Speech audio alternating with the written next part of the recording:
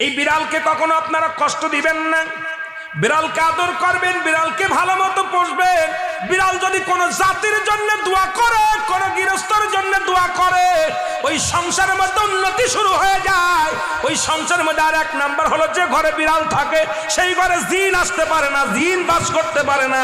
আর একটা ঘোষণা শুনেন, নবীজি বলে গেছেন, যে ঘরের মধ্যে বিড়াল ছানা বাস করে ওই ঘরের মধ্যে জিন জাতি প্রবেশ করতে পারে না। তাহলে ছোট ছোট মাসুম বাচ্চাগুলো যে ঘরের মধ্যে থাকে, মুসলমান অনেক সময় জিনের আশ্রয় পড়ে যায়, অনেক সময় জিনে আসর করে, ওই ঘরের মধ্যে জিনে আসর করে।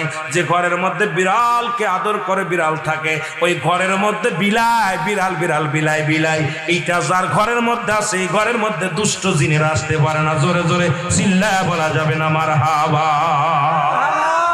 একবার নবী সুলাইমান আলাইহিস সালাম শুনতে পাইলেন, পাশের বাড়িতে একটা কুকুরকে কষ্ট দিয়ে বিষ